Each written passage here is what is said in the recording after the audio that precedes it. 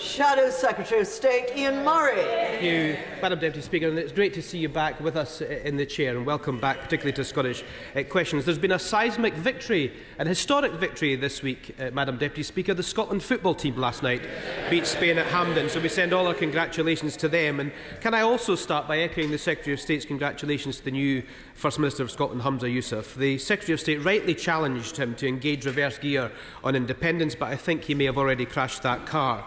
The new First Minister, of course, inherits a divided party and the SNP's dreadful record on public services, but what he does not inherit is Nicola Sturgeon's mandate.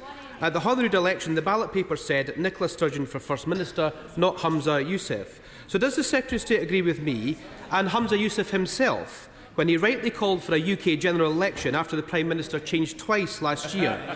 And does he agree that a new First Minister with no mandate means there should not only be a general election now, but a Scottish election now too?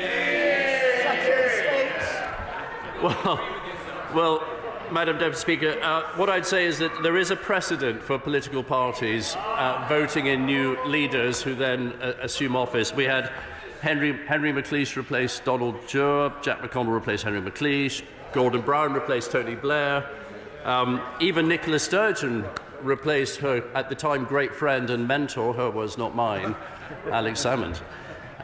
So, yes, it would be hypocritical of me to say otherwise, because last year, of course, I defended the change of Prime Ministers, and I think it's hypocritical of Humza Yousaf to suggest that that we should have done it, and now deafening silence.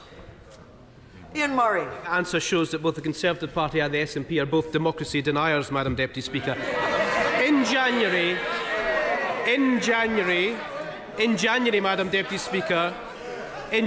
Madam Deputy Speaker, the UK government... Oh, they don't like it up them.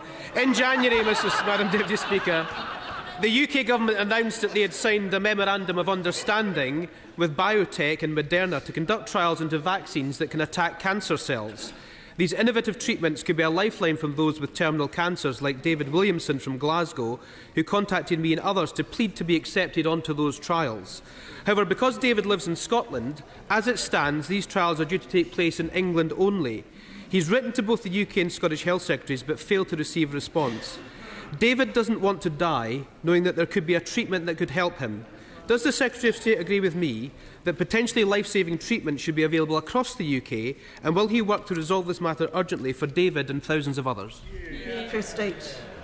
Madam Deputy Speaker, yeah, this is a very serious issue. My sympathies are with David and his family. I know that he has written to the Health Secretary. I am a great believer that our NHS is reciprocal across the United Kingdom, and I will organise a meeting for the honourable member with SOS Secretary of State Steve Barclay at the earliest opportunity.